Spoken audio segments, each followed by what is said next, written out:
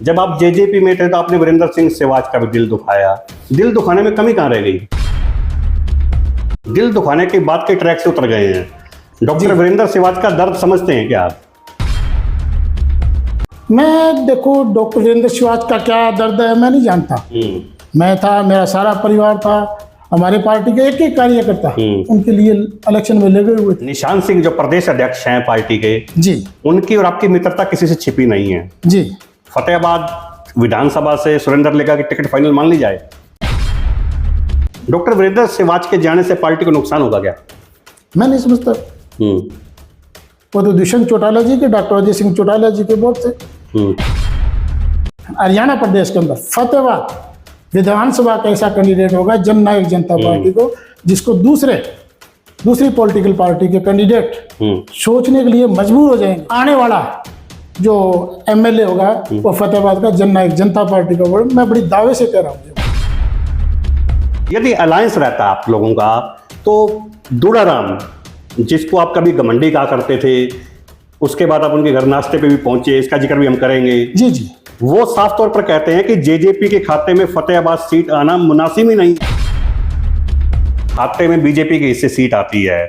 दुड़ाराम जी candidate होते हैं, सुरेंद्र लेगा झंडा उठाएंगे क्या उनका? सुरेंद्र जी, जब आप जिला अध्यक्ष थे तो आपके वर्कर कार्यकर्ता कहते थे कि हमारे टेबल पर काम होते हैं। जी, आज तो आप प्रदेश उपाध्यक्ष हैं जी, आपके कार्यालय से काम हो जाते होंगे ना जी। अन्य पार्टी के नेताओं से जब हमारी बातचीत होती है, उनका कहना है कि सुरेंद्र लेगा मंडी के व्यापारी हैं। जी, मंडी को संभालने वाली मार्केट कमेटी है जो सुरेंद्र लेगा के इशारे पर चल। राम जी के विधायक बनने के 2 साल तक आप उनको घमंडी तक बताते थे जी, लेकिन तीसरे साल ऐसा क्या हुआ कि पंचायत चुनावों में आप प्रदेश अध्यक्ष सहित सुबह उनके नाश्ते के टेबल पर नाश्ता कर रहे थे।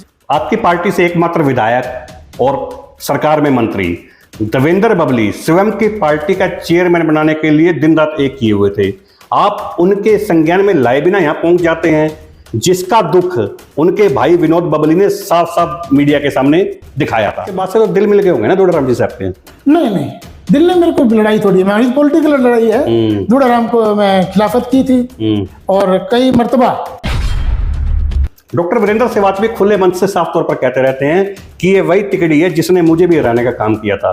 उस तिगड़ी में आप भी शामिल थे क्या? हमने तो निस्वार्थ उनकी सेवा के, पार्टी की सेवा की थी और आगे भी करते रहेंगे पार्टी की। नाम आप भी तिगड़ी का नहीं ले पा रहे हैं, हम भी नहीं ले पा रहे हैं। देखो संयोग कितना बना हुआ है। माजरा रोड पर आपने नारियल फोड़कर एक सड़क का उद्घाटन किया था। जी, मैं आपका साक्षात्कार करने से पहले शहर में जब लोगों के विचार जानने पहुंचा तो माजरा रोड के लोगों ने कहा सुरेंद्र लेगा जी मिले तो हमें मिलवाना।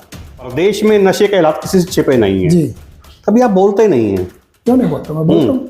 कब बोलते हैं? मैंने एक आपकी जनता टीवी की डिबेट थी नोएडा के अंदर, उसके अंदर मैं अपना खुल के बोला। आजकल आपका ओहदा बहुत बड़ा है। आजकल आप हाईकमान के साथ बैठते हैं, पहले जिला संभालते थे, जी, आजकल प्रदेश संभालते हैं। जी, गठबंधन रहेगा क्या चुनावों में? नमस्कार, मैं हूं तरुण गोयल। हरियाणा की गूंज के विशेष कार्यक्रम आमना सामना में आपका स्वागत है। आज सवालों का कटघरा होगा और कटघरे में फतेहाबाद से जेजेपी नेता सुरेंद्र लेगा होंगे। मंडी के व्यापारी से लेकर एक पार्टी के प्रदेश उपाध्यक्ष बनने तक का सफर इन्होंने बहुत ही कम समय में तय किया है। आज इनसे जानेंगे कि जेजेपी की टिकट को लेकर वे कितना आश्वस्त है, जबकि पहले ऐसी बाजार में बातें नहीं चलती थी कि सुरेंद्र लेगा भी विधायक बनना चाहते हैं। लेकिन पिछले दिनों ही पत्रकारों से बातचीत करते हुए इन्होंने इच्छा जाहिर की थी कि यदि फतेहाबाद से उन्हें टिकट मिलती है तो पिछली बार से ज्यादा मत लेकर दिखाएंगे।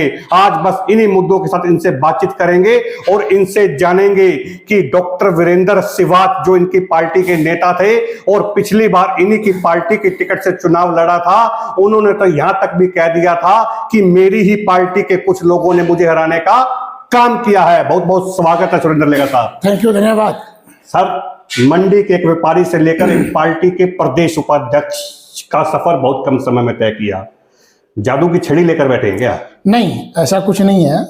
मैं एक किसान परिवार से आता हूँ और 2007 के अंदर मैंने मंडी के अंदर अपनी शॉप आर्ट का काम स्टार्ट किया था। उसके बाद में आप जैसे भाइयों की दुआ से आज मैं एक अच्छे व्यापारियों में गिनती मेरी होती है।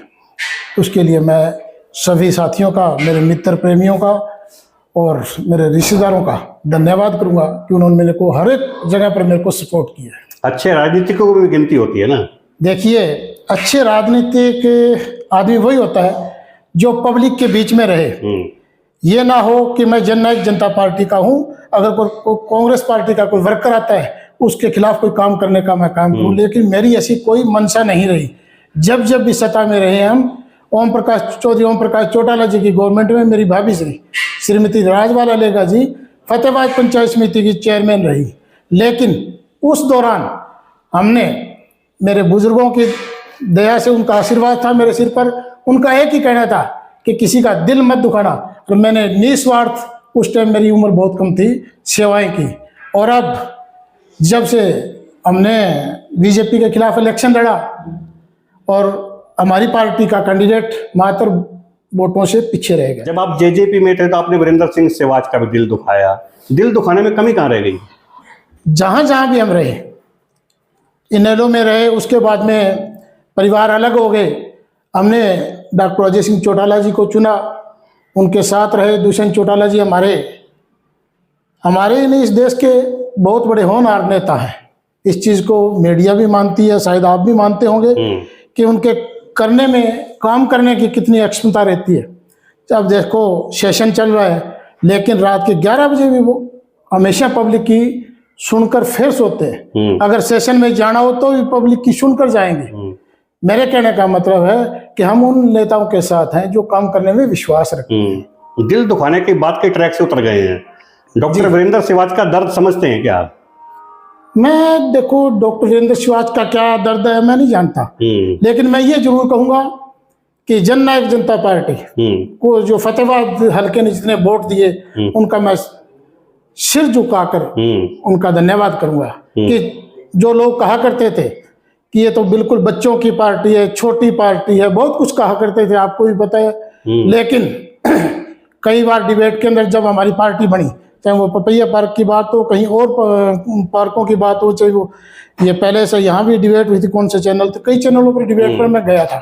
मैंने बड़ी खुलकर लोगों के सामने बात की थी कि हरियाणा प्रदेश के आने वाला चेहरा है वो दुष्यंत चौटाला जी है, और वो आप लोगों के बदौलत उन्होंने सिद्ध करके दिखा दिया। लोग कहते थे ये तो खुद जीतने वाले नहीं है, लेकिन आज वो राज के अंदर बैठे हैं और अच्छे डिपार्टमेंट, जो पब्लिक से जुड़े हुए डिपार्टमेंट है, वो उनके पास है, और हर एक का काम करके उन्होंने दिखाया है। आपने अभी कहा कि आप पार्टी हित के लिए खुलकर बात करते हैं जी। मैं फिर डॉक्टर सिवाज पर आना चाह रहा हूँ। वो कहते हैं कि पार्टी विरोध में खुलकर काम करते हैं। पता नहीं वो किस ब्याह पर ये बात करें, मैंने तो देखा नहीं।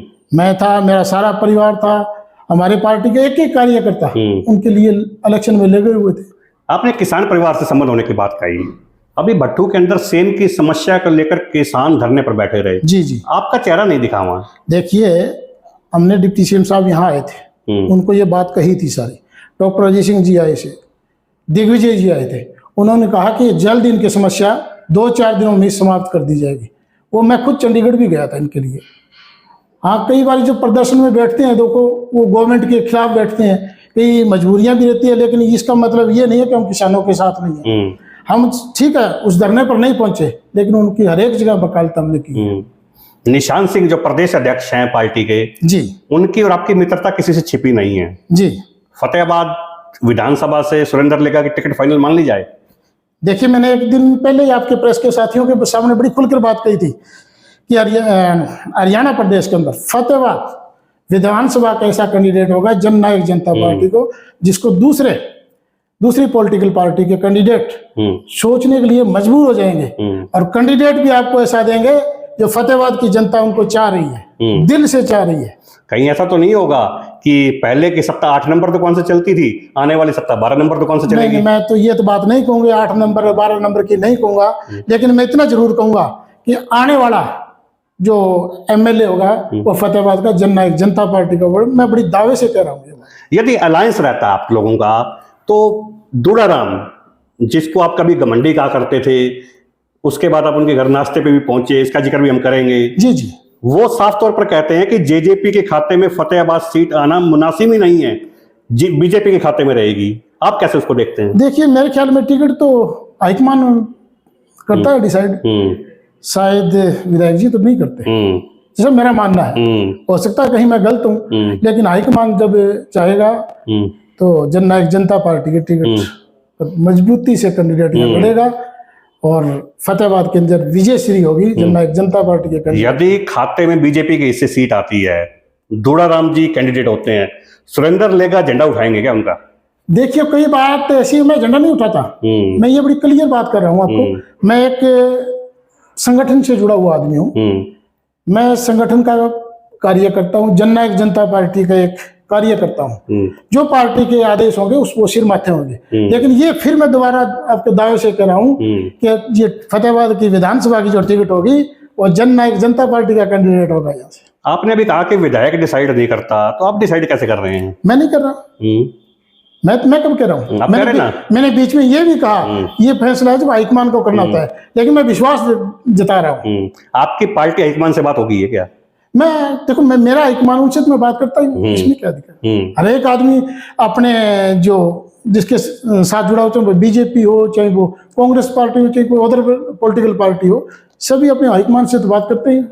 सुरेंद्र जी, जब आप जिला अध्यक्ष थे तो आपके वर्कर कार्यकर्ता कहते थे कि हमारे टेबल पर काम होते हैं जी। आज तो आप प्रदेश उपाध्यक्ष हैं जी, आपके कार्यालय से काम हो जाते होंगे ना? देखिए, मैं कोशिश करता हूँ और मैं कभी ये भी नहीं सोचता। देखो, मैंने पहले भी स्टार्टिंग में आपको कहा कि आप लोगों भाइयों की बदौलत, इस फतेहाबाद की जनता की बदौलत मैं आप लोगों के बीच में आज बैठा हूँ। लेकिन फिर मैं ये कहता हूँ, अगर किसी साथी को कोई काम होने में दिक्कत आती है, चाहे वो चपड़ा सीट से लेकर डिप्टी कमिश्नर तक अगर मेरे को जाना पड़ता है तो मैं जाता हूँ।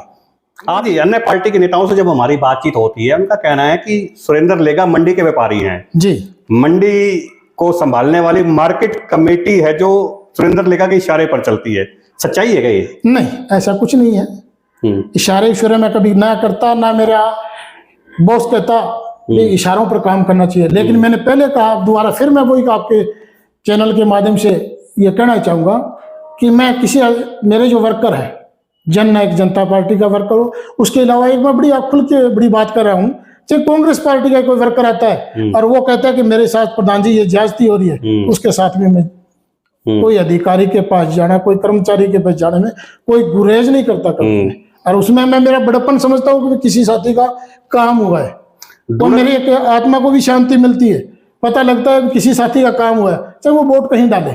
दूड़ाराम जी के विधायक बनने के 2 साल तक आप उनको घमंडी तक बताते थे जी, लेकिन तीसरे साल ऐसा क्या हुआ कि पंचायत चुनावों में आप प्रदेश अध्यक्ष सहित सुबह उनके नाश्ते के टेबल पर नाश्ता कर रहे थे? जी, ये आपने बड़ा अलग टाइप का क्वेश्चन कर लिया और इसका जवाब मैं बड़ा टू दी वेरी फ्रैंक जी बताना चाहूंगा जी।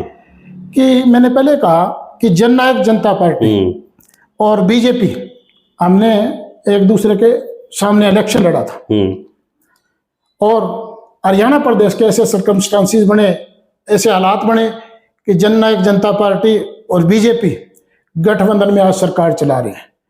तो देखिए, जो मैंने पहले कहा कि हाईकमान का जो फैसला होता है वो सर्वमान्य होता है। बीजेपी और जेजेपी हमने कई जगह ऐसे हमारे चेयरमैन बने, उनके वाइस चेयरमैन बने, हमारे यहाँ वाइस चेयरमैन बने, उनके चेयरमैन बने। ये समझौते ऊपर लेवल के होते हैं और जब गठबंधन में सरकार चलाते हैं तो स्वाभाविक है। आपकी पार्टी से एकमात्र विधायक और सरकार में मंत्री देवेंद्र बबली स्वयं की पार्टी का चेयरमैन बनाने के लिए दिन रात एक किए हुए थे।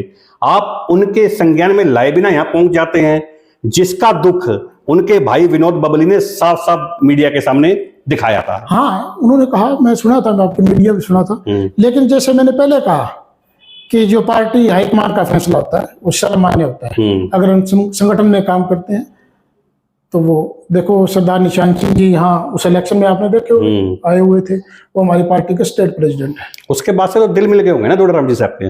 नहीं, दिल ने मेरे को लड़ाई थोड़ी है, हमारी पॉलिटिकल लड़ाई है। दूड़ाराम को मैं खिलाफत की थी और कई मर्तबा देखो, मैंने जैसे पहले कहा बीजेपी और जेजेपी इलेक्शन में अलग थे तो हमारे वर्कर उनके वर्कर इकट्ठे नहीं हो सकते, ये बड़ी समस्याएं रहती है और समस्या रहनी भी बड़ी जरूरी है। लेकिन उसके लिए अगर कहीं विधायक जी के खिलाफ मेरे को किसी अधिकारी के पास जाना पड़ा तो वो भी मैं ठोक कर गया। डॉक्टर वीरेंद्र सहवाग भी खुले मन से साफ तौर पर कहते रहते हैं कि ये वही तिकड़ी है जिसने मुझे भी हराने का काम किया था। उस तिकड़ी में आप भी शामिल थे क्या? भाई मेरे को मैं कह रहा हूँ, मेरे को पता नहीं कौन सी तिकड़ी है। हमने तो निस्वार्थ उनकी सेवा के पार्टी की सेवा की थी और वो आगे भी करते रहेंगे पार्टी की सेवा। हमारे कैमरे ने कैद किया था जब आप दुलाराम जी के घर पहुंचे थे, निशान सिंह जी थे, आप थे, कुलजीत कुलरिया जी थे। नाम आप भी तिगड़ी का नहीं ले पा रहे हैं, हम भी नहीं ले पा रहे हैं। देखो संयोग कितना बना हुआ है। नहीं, मैं नहीं कहता ये। कौन क्या कहता है, तिगड़ी उनकी सोच है। और जो पॉलिटिकल आदमी होता है उसको दिल बड़ा रखना चाहिए। देखिए, जैसे मैंने कहा, अभी हमने इलेक्शन अलग अलग लड़े, लेकिन हालात इस टाइप के बन गए कि आज सरकार में हम हिस्सेदार हैं। वो एक अलग इश्यू है। जब मैंने कहा, ये फैसला मैंने तो नहीं किया जिला परिषद, ये तो आप भी समझते हो और फतेहाबाद की जनता भी अच्छी तरह समझती है। ये फैसला मैंने नहीं किया। जब ऊपर से कोई आदेश आता है पार्टी के लिए तो उस पर हमें फूल चढ़ाने का, अगर हम उसके सच्चे सिपाही हैं तो उस पर फूल चढ़ाने का काम करते हैं। डॉक्टर वीरेंद्र सिवाच के जाने से पार्टी को नुकसान होगा क्या? मैं नहीं समझता। वो तो दुष्यंत चौटाला जी के, डॉक्टर अजय सिंह चौटाला जी के वोट थे। डॉक्टर वीरेंद्र सिवाच अपनी राजनीति कर रहे हैं, हम हमारी पार्टी के अलग से राजनीति कर रहे हैं। इलेक्शन के लिए विजन तैयार कर लिया क्या आपने? देखो, विजन तो जो पॉलिटिकल पार्टी उनका हमेशा तैयार रहते हैं। हमारे तो डॉक्टर साहब कहते हैं कि फौज है जब कि बैरकों में नहीं जाती, मैदान में रहती है। हम तो 24 घंटे इलेक्शन के लिए तैयार थे और तैयार हैं। मैदान में कंटिन्यू रहे तो नहीं है? नहीं, कहाँ है। वो तो देखो, कोई साथी क्या कहता है, अलग अलग आप अपने विचार होते हैं, लेकिन ऐसा कुछ नहीं है। माजरा रोड पर आपने नारियल फोड़कर एक सड़क का उद्घाटन किया था जी। मैं आपका साक्षात्कार करने से पहले शहर में जब लोगों के विचार जानने पहुंचा तो माजरा रोड के लोगों ने कहा, सुरेंद्र लेगा जी मिले तो हमें मिलवाना। नाराजगी जाहिर है, सड़क बन नहीं पाई है। बिल्कुल, उनकी नाराजगी बिल्कुल जायज है। मैं उनसे मिला भी था, लेकिन आपके संज्ञान में ये बात लाना चाहता हूँ कि मैं सड़क का उद्घाटन करके आया था। वो माननीय हरियाणा प्रदेश के उप मुख्यमंत्री दुष्यंत चौटाला जी ने मंजूर करी थी। वो सड़क का मैं उद्घाटन करके आया था। कार्यकर्ता एक मिनट, मैं बीच में काट रहा हूँ आपकी बात। सड़क बनने में कहीं दिक्कत नहीं है। सड़क के टेंडर हो गए, आपको अच्छी तरह पता है। अगर आपको पता ना हो तो मैं आपको रिकॉर्ड दे देता हूँ किस फर्म के नाम टेंडर हुए। नंबर 1, वहां आप जो रोड़ा है ना, जो दिखते हैं, रोड़ा नहीं कहूँगा, दिक्कत है वो पानी की है। उस कॉलोनी का पानी सारा वहां जाता है, लेकिन वहां सीवरेज की पाइप डलनी है। वो मैं समझता हूँ कहीं दूसरे साथी कोई गए होंगे, उन्होंने कहा कि जल्दी सीवरेज की पाइप डला देंगे। अगर वो, मैं ये भी आपके चैनल के माध्यम से बड़ा खुला कहना चाहता हूँ कि अगर सीवरेज की पाइप का डिपार्टमेंट हमारे पास होता, वो अब से पहले डल चुकी होती। ये भी बड़ा दावे के साथ कह रहा हूँ। आपने शायद वो भी डिबेट सुनी होगी, उसमें कमेंट किया था किसी ने, माजरा रोड की सड़क का टेंडर कब होगा।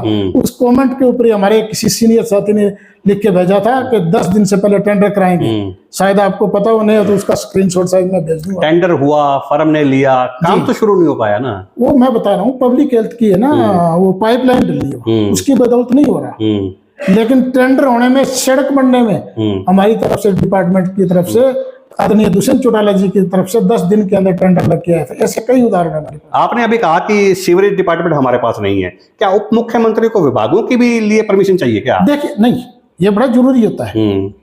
अलग जो मिनिस्ट्री होती है, किसी के पास कौन सा डिपार्टमेंट है, वो अलग अलग बात है। लेकिन उन्होंने उसके लिए भी लिख के भेजा हुआ है, वो खुद नहीं कर सकते, क्यों? डिपार्टमेंट दूसरा है। अगर PWD का होता, कोई और डिपार्टमेंट की बात होती, तो मैं विश्वास से कह रहा हूं कि हमारे दुष्यंत चौटाला जी को काम करने में बड़ा इंटरेस्ट रखते हैं। लेकिन वो उन्होंने लिख के भी भेजा हुआ है भी ये सीवरेज की यहाँ पाइपलाइन डली है ताकि ये सड़क बढ़े और शहर को निजात मिल सके। कब तक कोई टाइम लाइन फिक्स किया गया है इसको लेकर? देखो, मेरे ख्याल में जल्दी हो जानी चाहिए। जो मैं मानता हूँ जल्दी हो जाएगी। नशे की स्थिति किसी से छिपी नहीं है। पहले आप जिले को संभालते थे, आजकल आप प्रदेश के उपाध्यक्ष हैं। जी जी। अब मैं फतेहाबाद से निकलकर प्रदेश की बात करता हूँ। जी जी। प्रदेश में नशे के हालात किसी से छिपे नहीं है। जी। कभी आप बोलते नहीं है? क्यों नहीं बोलता? मैं बोलता हूँ। कब बोलते हैं? मैंने एक आपकी जनता टीवी की डिबेट थी नोएडा के अंदर, उसके अंदर मैं अपना खुल के बोला। और बार बार मैं नाम तो नहीं लेना चाहूंगा, SP मैडम से आप जाके पूछे, आप जाते रहते हो। मैंने पर्टिकुलर बताया भी है, इन गांवों में जा रहे हैं, वहां पर रेड भी हुई और वहां के सुधार भी हुए। ये है नशे का बहुत बड़ा रोल है। और खास करके मैं ये कहना चाहूंगा, फतेहाबाद जो जिला है वो पंजाब से सटा हुआ है, पंजाब के साथ लगता है, ये दिक्कतें बहुत है। और हम और मेरी पार्टी हमेशा ही नशे के खिलाफ रहे हैं। आजकल आपका ओहदा बहुत बड़ा है। आजकल आप हाईकमान के साथ बैठते हैं, पहले जी। जिला संभालते थे, जी जी आजकल प्रदेश संभालते हैं। जी। गठबंधन रहेगा क्या चुनाव में? मेरे को नहीं लग रहा कहीं दिक्कत है। कई साथी जब ये सरकार बनी थी उससे 15 दिन बाद में कहने लग गए थे ये गठबंधन नहीं रहेगा, ये 10 दिन चलेगा, ये 20 दिन चलेगा, ये 100 दिन चलेगा, 50 दिन चलेगा। पता नहीं, अब तो इलेक्शन मेरे ख्याल में लोकसभा के अनाउंस होने वाले हैं जल्दी। अभी तक तो कहीं कोई दिक्कत नहीं है। आप ही की पार्टी से पंचायत मंत्री देवेंद्र बबली की बात कर लीजिए जी। आप ही की पार्टी से विधायक रामकुमार गौतम की बात कर लीजिए। जी। सुर बदले बदले से नजर आते हैं आजकल। नहीं, मंत्री जी 10 दिन पहले, 10 दिन तो हुए नहीं, हमारे पार्टी के ऑफिस का उद्घाटन करके गए। ऐसा आप सभी मीडिया के साथ ही वहां खड़े थे। उन्होंने खुल के भी बात कही है कि मैं ऑफिस का उद्घाटन करने के लिए आया हूं, लोकसभा के ऑफिस का, और वो करके गए मीडिया के साथ। मैंने तो ऐसा कुछ सुना नहीं। उससे पहले भी उन्होंने एक लोकार्पण है जो टोहाना में किया था, वहां उन्होंने बीजेपी का ही जिक्र करते रहे, कहीं जेजेपी का नाम नहीं आया। नहीं, उस पर तो मैं भी था जहां आप कर रहे हो उसको उद्घाटन की बात। पृथला गांव में डिप्टी सीएम साहब आए थे, वहां तो ऐसे मैंने तो कुछ सुना नहीं। रामकुमार गौतम जी और दुष्यंत चौटाला जी की भी तू मैं हुई है परसों, उसको कैसे देखते हैं? देखिए, गौतम जी की, वो हमारे बुजुर्ग नेता हैं, उनकी कोई मंशा हो सकती है। अब सबकी अपनी अपनी राय है, अपनी अपनी बातें हैं। चलिए आपके ऊपर लौटते हैं, फिर से लौटते हैं जी। पार्टी आप पर विश्वास जताती है जी। आपको जेजेपी पार्टी से उम्मीदवार बनाया जाता है, पिछली बार से ज्यादा वोट ले पाएंगे क्या? तरुण जी, आप दोबारा उस क्वेश्चन को घुमा के ले आते हो। हाँ। मैं बड़ा विश्वास से कह रहा हूं आपको भी, फतेहाबाद का जो विधायक होगा जननायक जनता पार्टी का होगा, और आप भी चुंबा करोगे कि प्रधान जी ये कैसा हुआ, और ऐसा चेहरा आएगा जो फतेहाबाद की जनता उसको दिल से लगाएगी। क्या फतेहाबाद की जनता ने वो चेहरा पहले देखा होगा क्या? हाँ बिल्कुल। मान लिया जाए भी सुरेंद्र लेगा ही वो चेहरा होंगे। देखो, पार्टी के फैसले होते हैं, कैसा चेहरा होगा, कौन होगा। वो कहते हैं ना, राज को राज रहने दो। हाँ, आज राज खोल भी दीजिए। आप इलेक्शन अनाउंस कराओ। हाँ, आज ही खोल देंगे। विधायक सुरेंद्र जी, विधायक हमने बोल दी, आपको शुभकामनाएं हैं। Thank you. सुरेंद्र जी, भ्रष्टाचार के मुद्दे पे फिर से आते हैं जी। प्रदेश सरकार में भ्रष्टाचार की स्थिति को कैसे देखते हैं? कहाँ है भ्रष्टाचार? कौन कह रहा है भ्रष्टाचार? अच्छा, आप तो बताओ ना कहाँ है। स्टाफ सिलेक्शन कमीशन के चेयरमैन नागर साहब की बात कर लीजिए। देखिए, एक मिनट में आपकी बात को बीच में काटूंगा। हर एक लोग का जो, देखो, दूसरी जो विरोधी पार्टियां, उनको कहना भी चाहिए, उनके पास कहने के लिए कुछ और है भी नहीं। भी भ्रष्टाचार होगा, यहाँ हो गया, वहां हो गया, कोई क्या है, चावल घोटाला हो गया, शराब घोटाला हो गया, वो घोटाला हो गया, रेवेन्यू में ये हो गया, वो हो गया, कोई एक सबूत तो दे। ये बार बार विधानसभा में हमारे देश के, इस प्रदेश के युवा उप मुख्यमंत्री दुष्यंत चौटाला जी, ऑन रिकॉर्ड बात है, उन्होंने कहा कोई मेरे को सबूत तो ला के दे। कल आपने मैंने जो विधानसभा का देखा था, उसमें एक सम्मानित सदस्य ने कहा भी पंचायत में, डिपार्टमेंट में कुछ हो रहा है, ऐसा आपने देखा? बिल्कुल। जो वीडियो वायरल हो रही है, लेकिन उस टाइम हमारे जननायक जनता पार्टी के मिनिस्टर ने वो खड़ा होके ये कहा कि हमें सबूत तो दे। वही बात फिर लोग 5, मेरे ख्याल में तो थोड़ा टाइम बचा है, जब से सरकार बनी उस टाइम से लग रहे हैं भ्रष्टाचार। और भाई कोई सबूत तो बताओ ना, कहाँ है भ्रष्टाचार? फतेहाबाद में जो नगर बड़ा आसान होता है। फतेहाबाद में नगर परिषद के हालात किसी से छिपे नहीं है जी। पार्षद आपस में गुत्थम गुत्था हुए रहते हैं, सद्बुद्धि हवन करना पड़ता है। बीते दिवस बंदरों के काटने से पीड़ित महिला को धरना देना पड़ा। हाँ। कैसे देखते हैं इसको? बहुत निंदनीय है, कोई अच्छा काम नहीं है, गलत है। फतेहाबाद विधायक की भूमिका को कैसे देखते हैं नगर परिषद के मामले में? नहीं, आप नगर परिषद की क्यों करें? फतेहाबाद विधायक तो हल्के का विधायक है, कोई नगर परिषद का विधायक नहीं है। उसकी जिम्मेदारियां हैं। देखो, विधायक जी की हर एक मोर्चे पर उनकी जिम्मेदारियां रहती है कि वो फतेहाबाद हल्के को अच्छा विकास कराए, कहीं अगर कोई भ्रष्टाचार की बात हो तो उस पर अंकुश लगाने का काम करे। ये विधायक जी की जिम्मेदारी है, नैतिक जिम्मेदारी है उनकी। विधायक का जो कार्यकाल है, बीजेपी पार्टी से विधायक दूला राम है, कितने नंबर देना चाहेंगे? नहीं, मेरे पास तो ऐसा कोई मूल मंत्र नहीं है कि उनको नंबर दूं। नंबर देगी फतेहाबाद विधानसभा की जनता। और वो अब थोड़ा टाइम बचा है, विधानसभा के इलेक्शन में आएंगे। अगर उन्होंने अच्छे काम किए हैं तो उनको नंबर अच्छे मिलेंगे। अगर कोई गलत अच्छे काम नहीं हुए जिससे फतेहाबाद की जनता संतुष्ट नहीं है तो नेगेटिव मार्किंग कर देंगे। फतेहाबाद से जेजेपी नेता सुरेंद्र लेगा को आप सुन रहे थे, जिन्होंने बहुत ही मुखर होकर साफ बात करते हुए साफ तौर पर कहा है कि इस बार फतेहाबाद से जेजेपी का ऐसा उम्मीदवार होगा जिसमें कभी सोचा भी नहीं होगा। आप सोचिएगा कि जो विधायक है वो जेजेपी पार्टी से ही होगा, जबकि फतेहाबाद के मौजूदा विधायक दुडर राम ने साफ तौर पर कहा था कि जो फतेहाबाद से टिकट मिलेगी वो बीजेपी की फाइनल होगी, वो जेजेपी के खाते में नहीं जाएगी। तो वहीं आज सुरेंद्र लेगा ने साफ तौर पर कह दिया है कि जो फतेहाबाद सीट आएगी वो जेजेपी के हिस्से आएगी। वो तो आने वाले समय में साफ हो जाएगा कि यदि गठबंधन रहता है तो फतेहाबाद सीट किसके हिस्से आती है।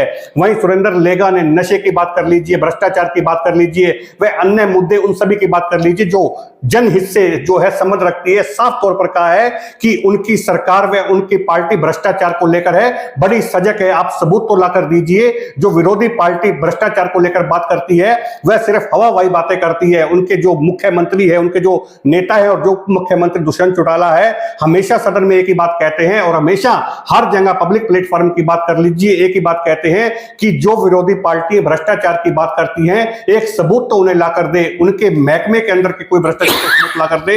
यदि वह कोई कार्रवाई नहीं करते हैं तो वह तब जाने। जब हमने इनसे पूछा कि डॉक्टर वीरेंद्र सिवाच ने इनके ऊपर धोखाधड़ी यानी कि वोटों के अंदर हराने के आरोप लगाए तो उन्होंने साफ तौर पर इनकार करते हुए कहा कि वीरेंद्र सिवाच जाने क्यों ऐसी बातें कर रहे हैं और वीरेंद्र सिवाच के जाने से उन्हें फर्क पड़ेगा या नहीं पड़ेगा, उनकी पार्टी को फर्क नहीं पड़ेगा या नहीं पड़ेगा, वो दुष्यंत चौटाला ही बता सकते हैं। जब हमने इनसे पूछा कि फतेहाबाद के विधायक के रूप में क्या सुरेंद्र लेगा उम्मीदवार होंगे तो हंसकर टालते हुए कहा कि आप आज चुनावों की घोषणा करवा दीजिए, जेजेपी से आपके सामने उम्मीदवार भी होगा और वह विधायक बनकर विधानसभा में भी जाएगा। यह तो आने वाले समय में साफ हो जाएगा कि जेजेपी पार्टी से सुरेंद्र लेगा उम्मीदवार होंगे या नहीं। लेकिन तब तक की इनकी तैयारी देखकर ये लगता है कि इनको ऊपर से हरी झंडी मिल चुकी है और उसी हरी झंडी को लेकर है इन्होंने फतेहाबाद विधानसभा में अपना जनसंपर्क अभियान में तेजी ला दी है। बस कुछ माह रुक जाइए, कुछ माह बाद स्थिति साफ हो जाएगी कि इनकी तैयारी इन्हें विधानसभा पहुंचाएगी या फतेहाबाद की दुकान नंबर 12 तक ही सीमित रखेगी। कैमरामैन जयपाल के साथ तरुण गोयल, फतेहाबाद, हरियाणा की गूंज।